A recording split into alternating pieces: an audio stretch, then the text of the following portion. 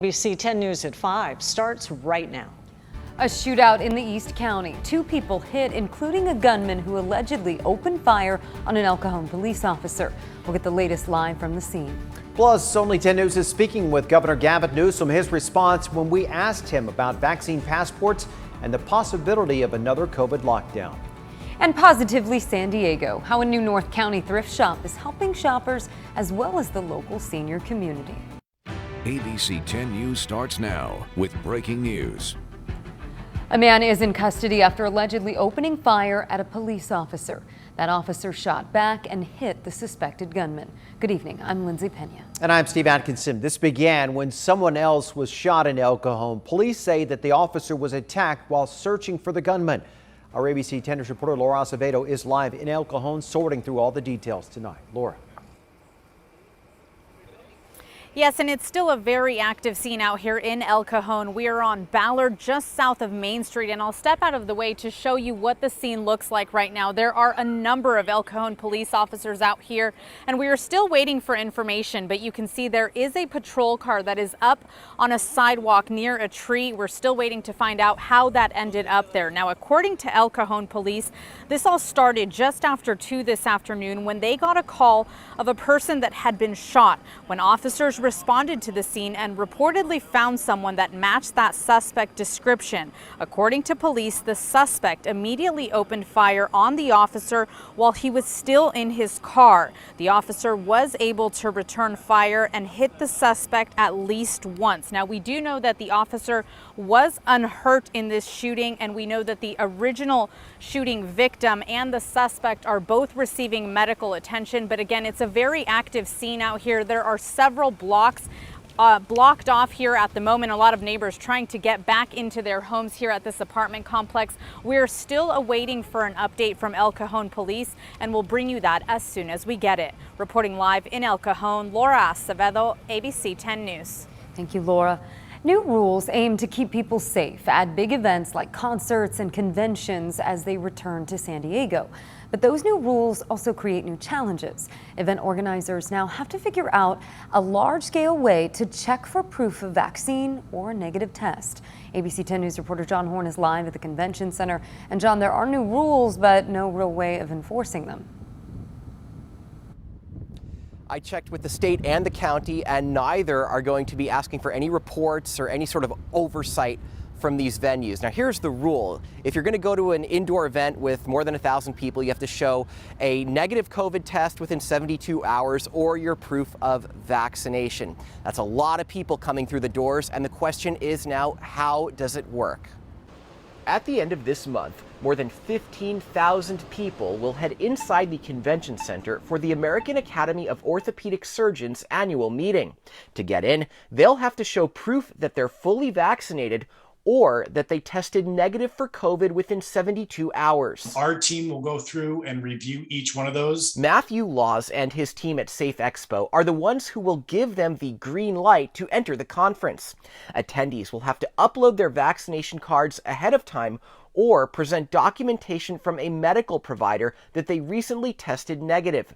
Safe Expo has done this for 25 events. I think probably we're talking, you could count on one hand or two hands the number of people that have sent in something that we're not going to accept because of fraud. While the orthopedic conference is going above and beyond, starting September 20th, the state will require indoor venues to do the same verification for any event that has more than 1,000 people as a way to curb the spread of the Delta variant.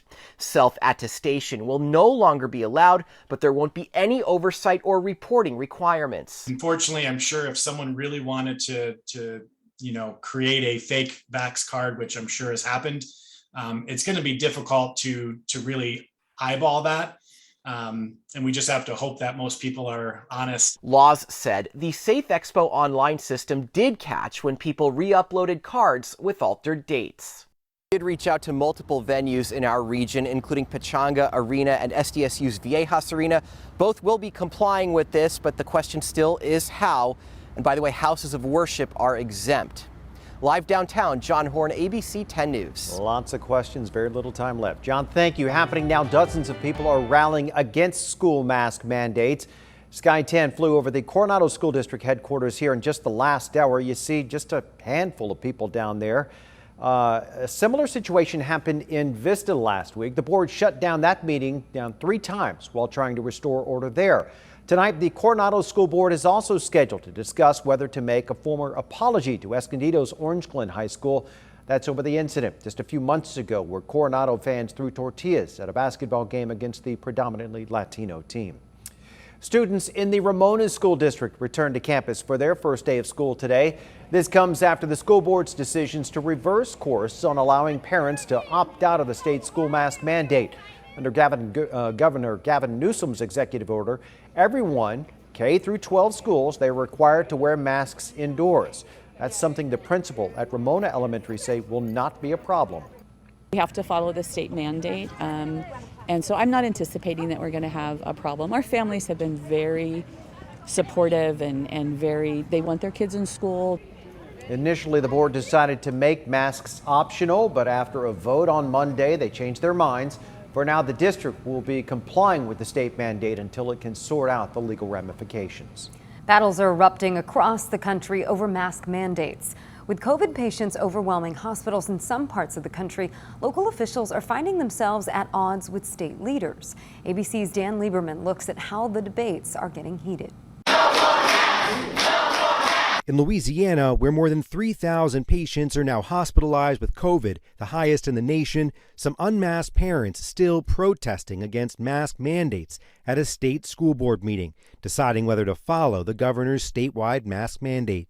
This as 39-year-old Jessica Cooper writes a goodbye note to her 11-year-old daughter from a Baton Rouge hospital, where she and nearly 200 other infected patients are critically ill, most unvaccinated. I done prayed, made my peace with God. If I don't make it, just know that you will always be surrounded by love. The White House now taking aim at southern state governors who oppose mask mandates in schools, ordering the Department of Education to use all tools, including legal action, to ensure student safety in the classroom. Counties in Florida and Texas continuing to push back against their governors, issuing their own mask mandates, overriding some vocal parents. I have no problem if you wear your mask, and if you want to stay home because you're scared, please do so. That is your right and your choice, and I would like the same respect for my child. I would say personal choice ends when public health begins. As the battle over masks continue, the White House preparing to roll out booster shots of the COVID vaccine starting September 20th, with a third shot already available for people with compromised immune systems, like 28-year-old Christine Smith. The CDC and FDA recommended it on Friday, and I went and got my booster on Sunday. The booster shots for adults over 18 will be available for free with no insurance or ID required starting September 20th. President Biden telling ABC News it will make people safer for longer and help end the pandemic faster. Dan Lieberman, ABC News, New York. You can get the latest news on the pandemic sent straight to your mobile device. Download our free app by searching 10 News in your app store. Over 10,000 firefighters are trying to get control of over a dozen fires here in California. The vast majority of those fires are in the northern part of our state. The largest fire, the Dixie Fire, is now over 678,000 acres.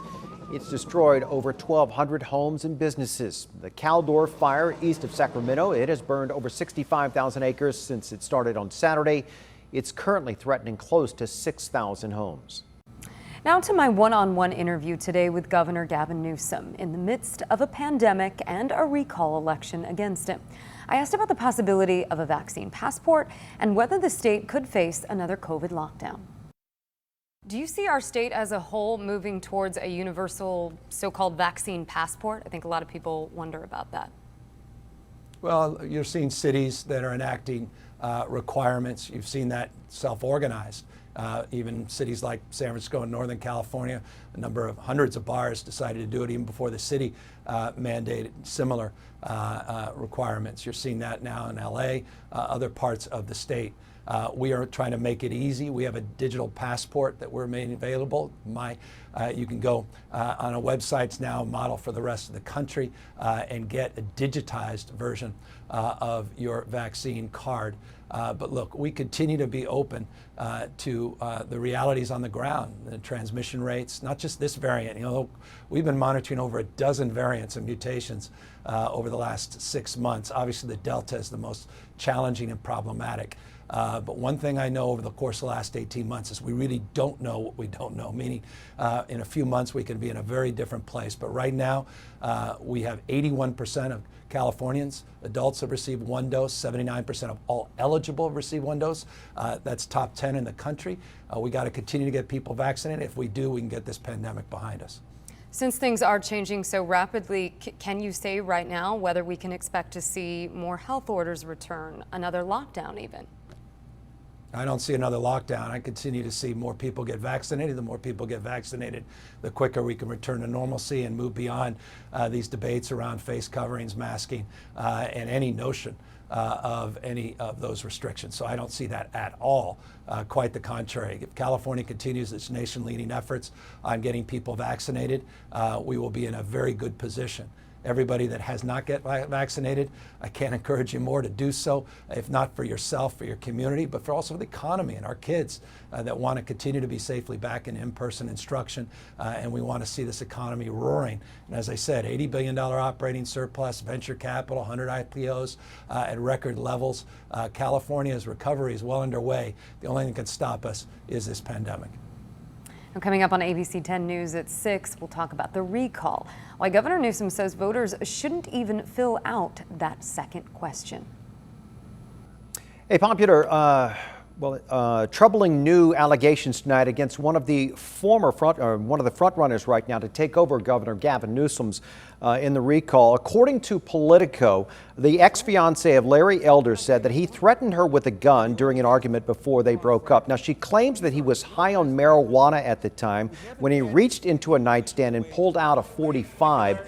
Elder is a popular Los Angeles area conservative talk show host and cable TV pundit. Elder has not publicly responded to Politico's report on this.